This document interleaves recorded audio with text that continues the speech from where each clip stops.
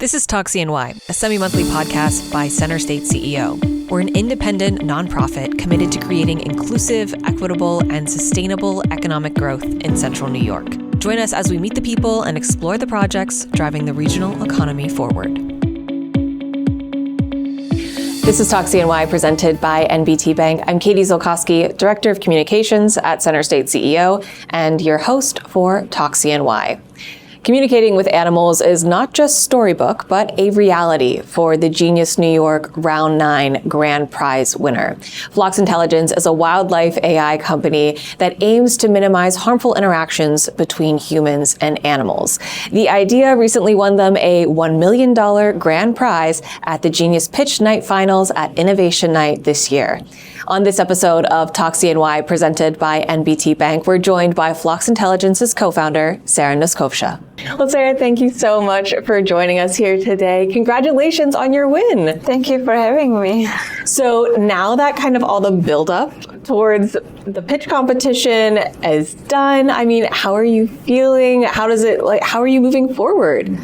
It feels surreal. It was amazing. We've been working so hard for many months now towards that night, and just to have the recognition from everyone in the audience and all the people that have kind of seen us as a company to grow here in Syracuse, that was special. Yeah, and you are the first female founder to win the Genius New York Grand Prize. What does that mean to you? How are you kind of approaching that moment? Yeah, it was about time, wasn't it? Yeah, absolutely.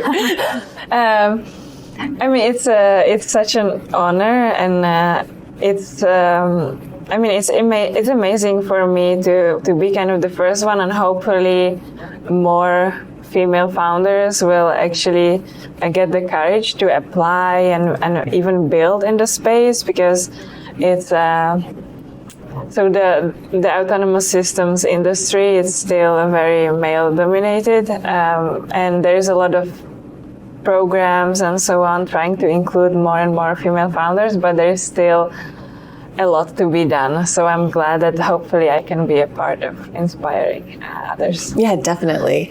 And we haven't talked about it yet in the episode, but we should talk about it. Flox Intelligence. What is it that Flox Intelligence does? What problem are you trying to solve? So Flox Intelligence is a wildlife intelligence company, and we are, in a nutshell, I would say, building systems that can decode animal communication and then speak to animals in their own language, telling them to stay away from critical infrastructure. So instead of fences or pyrotechnics or different things that don't work and animals habituate to them, we have completely different approach where we have our AI engineers working side by side our wildlife biologists, and together we are creating playlists that actually work on specific species or specific animals. So today we are deployed at airports, by highways, by train tracks. We have different cities and governments as customers as well. So everywhere where you have human-wildlife conflicts, that is where we help.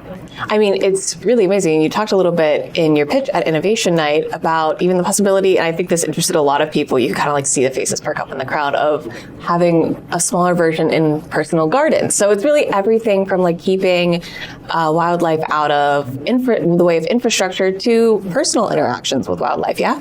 Yeah, and the way I think about it and why I founded the company in the first place is that we and our human infrastructure is just expanding and taking more and more space.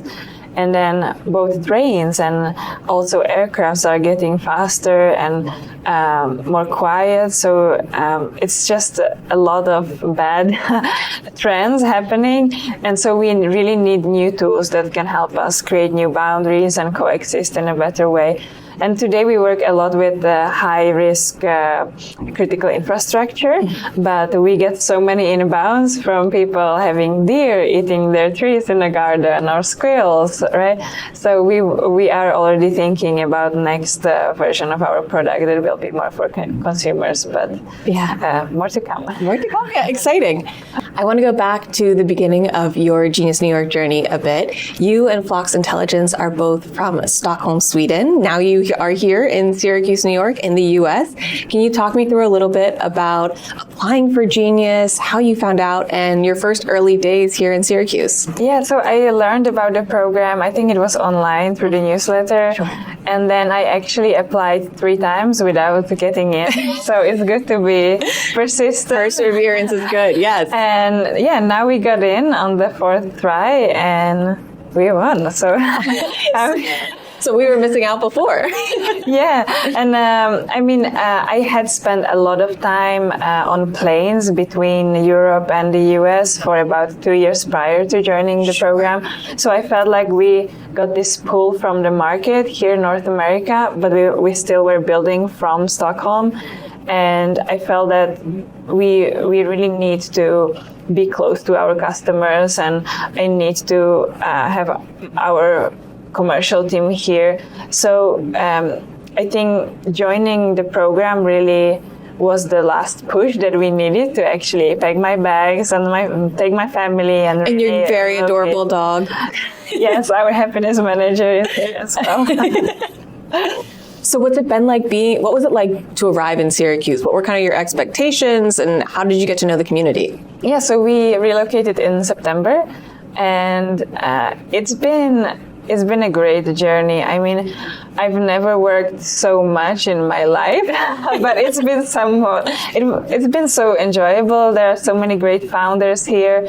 The advisors have been amazing, and their connections and all the network that we got access to, I really appreciate it a lot. I don't know even where we would be if we didn't get accepted to the program. So it's very hard for me to see where we would be. Yeah, so can you talk a little bit more about what kind of growth your company has gone through during your time in Genius New York? What are some of the big milestones you've hit while you're here? Yeah, so I founded the company out of AI Research Lab in Stockholm in December 2020. So it's been a couple of years, but it's been a lot of validation. So field studies, working with different wildlife biologists, and really making sure that our idea is not only a hypothesis, but we are de-risking it, right? And we know that it works. And now, since we joined the program, so we had a couple of early adopters in the US, but we didn't have really recurring customers. We also had our first prototypes out there, but we didn't have a certified product. And so during the last couple of months when we were in the program, we really went from prototypes to going into large-scale production. We have signed so many new customers. So we have airports like Denver International Airport or Grand Rapids International Airport.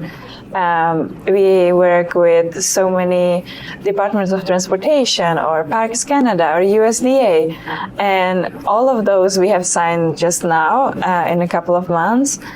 And yeah, right now, I think about 80% of our customers are in North America, which is amazing. Yeah, wow. So that trip across the ocean, it was worth it.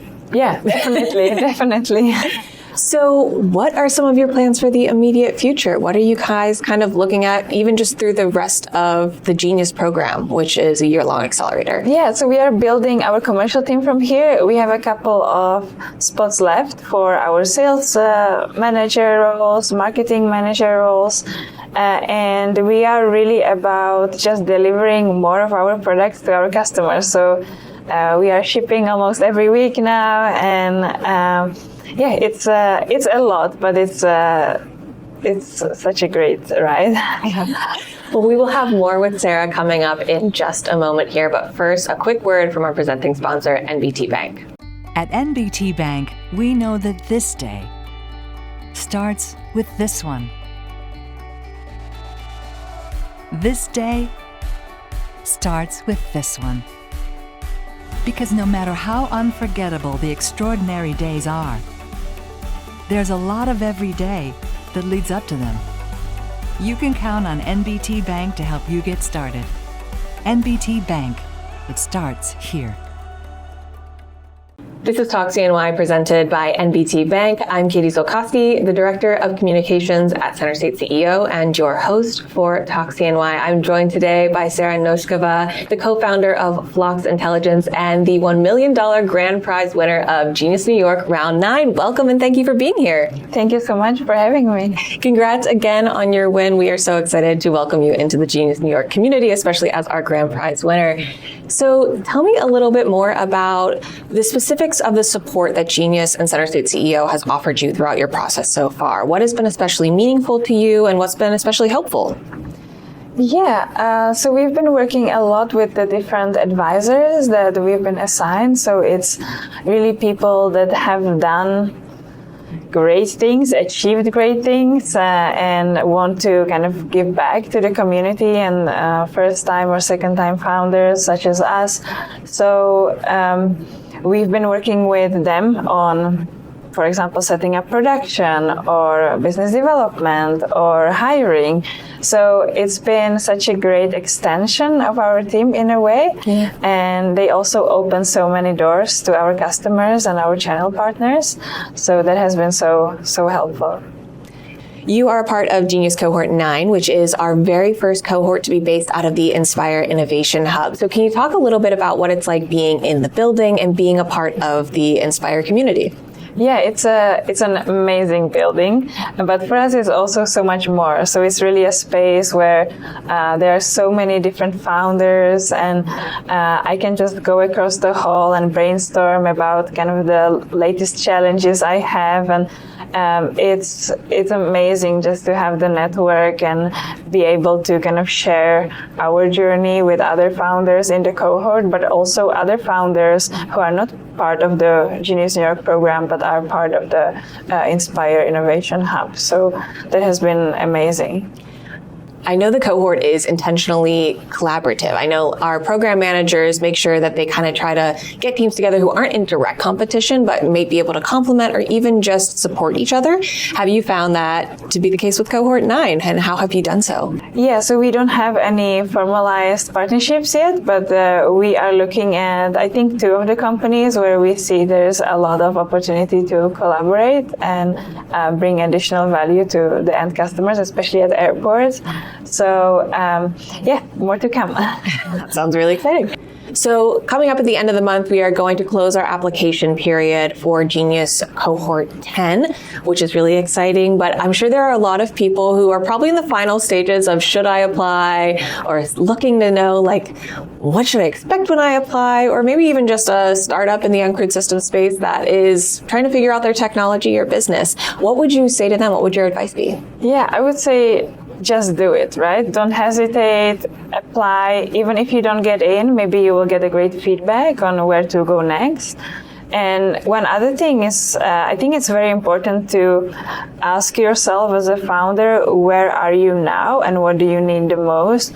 So for us, the first couple of times where we applied but we didn't get in, now when I'm looking back at it, I'm so grateful for that, because now we actually were able to execute on everything. So going just from prototypes to scale, being able to take on great introductions and engage with the customers and channel partners. And if you are maybe at the very first stage where you have a prototypes, but it's not really working, right? And you can't really go to scale with customers, I think it's a bit harder. Mm-hmm. So really think about when is the best timing for you and your company to make sense to really scale. Now, Syracuse, Central New York, we are going through a period of great growth right now, and especially in the uncrewed system space. It's one of our really great growing industries. Can you talk a little bit about what you hope to see from the Syracuse and Central New York uncrewed system space as you continue to build out your headquarters here? Yeah, I hope we can see more and more founders with great, bold ideas, and I would like to see more hardware companies. I think like the physical AI and the hardware space is kind of having its moments, finally. So I would like to see more of that, and also more collaborations between us. So I'm sure you're thinking well into the future for what's next for Flox Intelligence, but can you share with us a little bit about what you're thinking about, what you're mapping out, and what customers you're looking at for the near future. Yeah, so we are especially targeting airports here in the US, but also really different critical infrastructure owners. So I think everyone who either operates a critical infrastructure or knows anyone who does and who faces human-wildlife conflicts. It can be everything from squirrels to mountain lions to grizzly bears. We've worked with all of them. So we would like to help, and I really am looking forward to making more of an impact at scale finally. And for anyone interested in Flox Intelligence and all it has to offer, where can they go? So you can go to floxintelligence.com and shoot me an email. All right. Well, Sara, thank you so much for being here today. We really enjoyed having you on. Thank you. It's been a pleasure. CenterState CEO's podcast, Talk CNY, presented by NBT Bank, is available on all major podcast platforms or CenterStateCEO.com. Additional content and clips can be seen across CenterState CEO's social media channels. For new episode reminders, be sure to subscribe in your favorite podcast listening app. And don't forget to leave a quick review or a 5-star rating. Thanks for listening to Talk CNY, presented by NBT Bank.